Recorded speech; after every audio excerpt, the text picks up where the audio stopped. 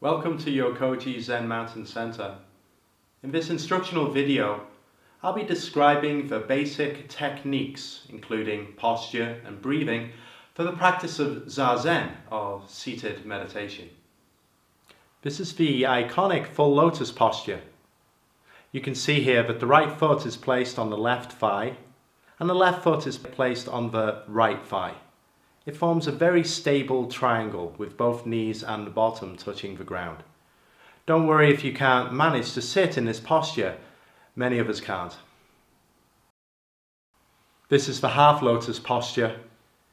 You can see here that the right foot is placed on the left thigh, or alternatively, the left foot is placed on the right thigh. This is also a very stable posture for the practice of Zazen. This is the quarter lotus. Here, the right foot or left foot is placed on the calf. This is commonly called the Burmese posture, where one foot is placed in front of the opposing leg. A lot of Western practitioners of Zazen are able to sit in this cross-legged posture. In all cross-legged postures, it's important to switch the legs out in order to maintain symmetry in the body.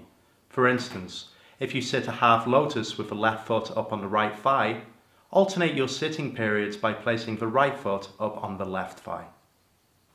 A popular alternative to cross-legged postures, this is the kneeling position, also known as seiza. A practitioner can use a bench or a cushion to achieve this posture. Zazen can certainly be practiced in a chair. Extra care should be taken to be sure that the feet are firmly planted on the ground and also that you don't slump, especially in the lower back. For the regular practice of Zazen, it is very helpful to set up a permanent spot for your practice. This should be in an area where you are unlikely to be disturbed for your periods of meditation. The mat and the cushion can remain in the same place. Perhaps you would like to set up an altar. Many people like to use a Buddha figure, perhaps a vase of flowers, or anything that you consider sacred. When beginning the practice of Zazen, it's very helpful to begin with a checklist. We want to make sure that we can maintain a comfortable and stable posture. Before beginning the practice of Zazen, be sure that you are wearing comfortable clothing and arrange your cushion on the mat. Arrange your legs, either in the full lotus posture, half lotus, quarter, Burmese, kneeling, or sitting in a chair. We can begin by straightening the spine. A way to achieve this is to sway gently from side to side and then come back to a center point. Take a breath in, filling the chest with air and pulling the spine straight. You'll notice that a straight spine actually curves in at the lower back. Please be sure not to slump or overarch forward. The head should be straight, not tipping from side to side, and also not leaning forward. The chin should be tucked in slightly. A very common question that people have when beginning the practice of Zazen or seated meditation is, what do I do with the eyes? In the practice of Zazen, we sit neither with the eyes fully closed, which can tend to bring on a dreamy state, or to have them fully open, as we can be distracted by our environment. Experiment with having your eyes half closed, cast downward at a 45-degree angle. You can try to bring a soft focus into the eyes so that you're not staring at anything in particular. The mouth should be lightly closed. The tongue can rest against the back of the front teeth. This creates a slight vacuum, which really helps with not producing a lot of saliva while we're sitting. This is the Cosmic Mudra. You can see here the right hand is placed palm up, with the left hand laid in the right palm.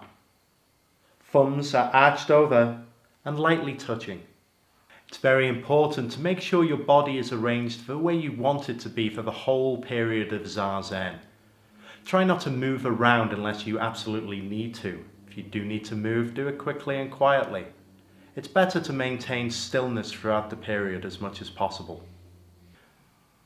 When ending a period of Zazen, please take care to be gentle with the body.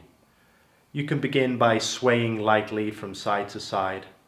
Notice any pins and needles or dull aches or pain in the leg, and then take extra care to move very slowly before standing. How do we work with the breath during the practice of Zazen?